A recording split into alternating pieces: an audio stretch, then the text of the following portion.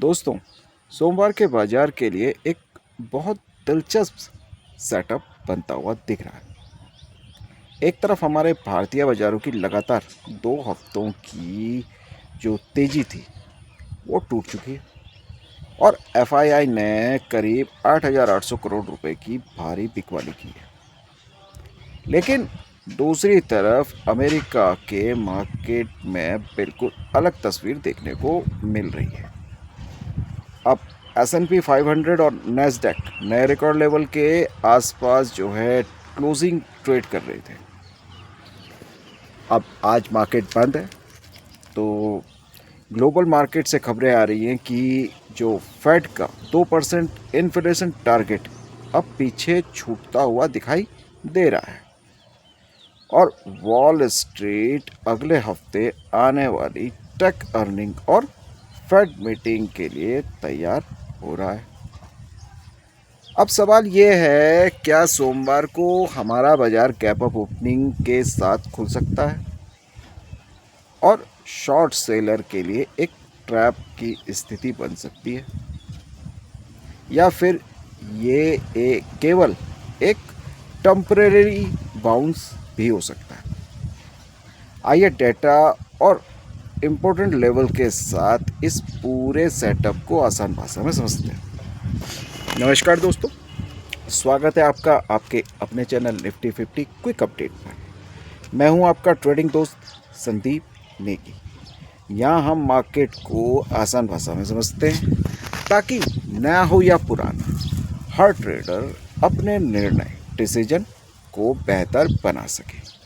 मैं यहाँ complex chart की बजाय सीधे इम्पोर्टेंट लेवल और अपडेट जो है बताता हूँ, उन पे ध्यान देने की सलाह देता हूँ। लेकिन शुरू करने से पहले एक ज़रूरी बात, यह वीडियो केवल एजुकेशन पर्पस के लिए है। मैं सेबी रजिस्टर्ड एडवाइज़र नहीं हूँ, इसलिए वीडियो में दी गई जानकारी किसी भी प्रकार की बाय या सेल रिकमेंडेशन नहीं है। शेयर मार्केट में निवेश जो ट्रेडिंग है जोखिम के अधीन होते हैं, इसीलिए किसी भी निर्णय से पहले अपनी खुद की रिसर्च जरूर करें। तो चलिए शुरू करते हैं। सबसे पहले ग्लोबल मार्केट को समझते हैं। इस समय यूएस मार्केट अमेरिकी बाजार में मजबूती देखने को मिल रही है। लास्ट क्लोजिंग खासतौर पर टेक सेक्टर में अच्छी तेजी आई है। नैस्डैक मजबूत स्तरों पर बंद हुआ है, जिसका एक कारण अच्छे कॉरपोरेट अर्निंग भी है। साथ ही कुछ खबरें यह भी संकेत दे रही हैं कि जियोपॉलिटिकल टेंशन में थोड़ी नरमी आ सकती है, जिससे बाजार को सपोर्ट मिल सकता। लेकिन एक जो इम्पोर्टेंट बात है, अगला हफ्ता ग्लोबल मार्केट के लिए काफ़ी अहम रहने वाला है, क्योंकि यूएस फेड मीटिंग जो है वो है अमेरिकी केंद्रीय बैंक की बैठक मतलब होने वाली है। अब फेड चेयरमैन मिस्टर पॉवेल की जो कमेंट्री है, जो वो कहेंगे बताएंगे, आने वाले समय में मार्केट की दिशा को प्रभावित कर सकती है। इन्फ्लेशन को लेकर भी अलग अलग राय सामने आ रही।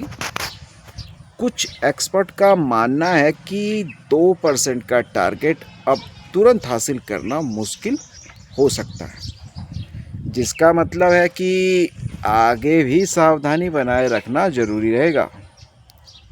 अब सेक्टोरल अगर बात करें तो कमोडिटी अपडेट देख लेते हैं। ऑटो सेक्टर पर थोड़ा दबाव देखने को मिल सकता है, क्योंकि चीन की इकोनॉमी में धीमापन आया है। अभी कमोडिटीज़ में भी हलचल है। गल्फ रीजन में सप्लाई चेन प्रभावित हुई है, जिसका असर मेटल सेक्टर पर पड़ सकता है। अब भारतीय बात करते हैं अपने इंडिया मार्केट की।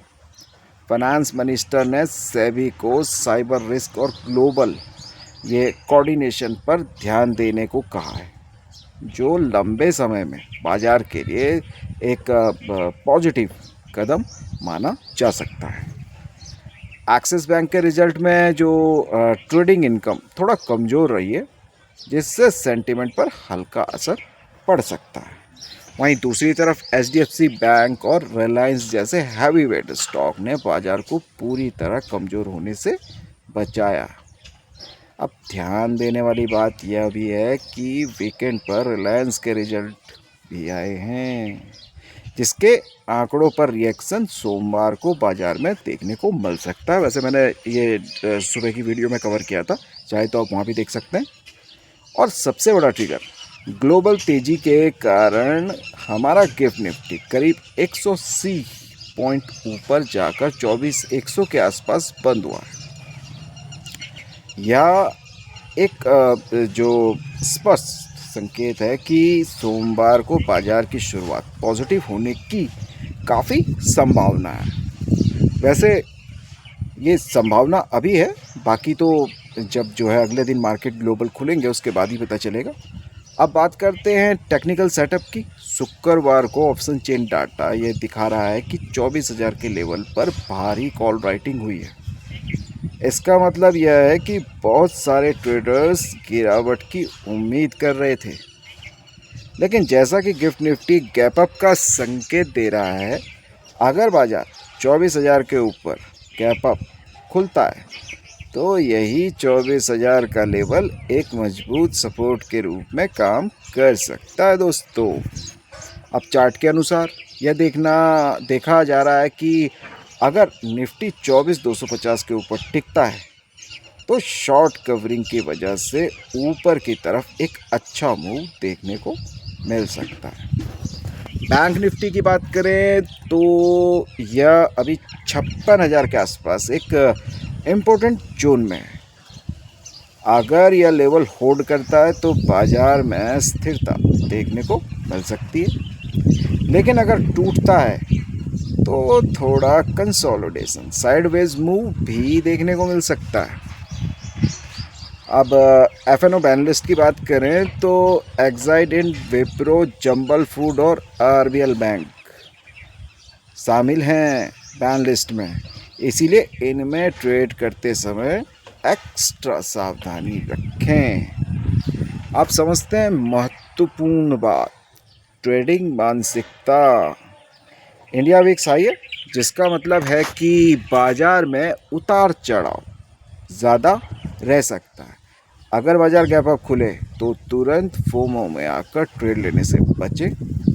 पहले 15 से 30 मिनट बाजार को ऑब्जर्व करें, प्राइस एक्शन को समझें, फिर ही कोई डिसीजन लें।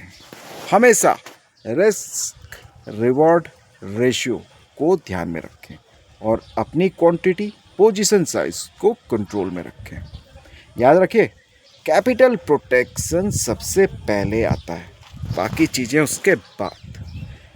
अगर आपको ये सिंपल और आसान एनालिसिस पसंद आया हो तो वीडियो को लाइक कर दिया करो दोस्तों। मुझे भी थोड़ा सा फिर जो एक अंदर से मन करता है कि मैं आप लोगों के लिए ऐसे लेवल्स और ऐसी जो है वो एनालिसिस लेके आऊँ। ठीक है, बाकी चैनल को सब्सक्राइब करें और बेल आइकन दबाना ना भूलें। मैं आपके लिए रोज़ प्री मार्केट और क्लोजिंग मार्केट और कोई ज़रूरी अपडेट होती है तो अपने चैनल पे लेके आता रहता हूँ, ताकि आप मार्केट को बेहतर समझ सकें। तो मिलते हैं अगली अपडेट में, तब तक के लिए धन्यवाद। जय हिंद।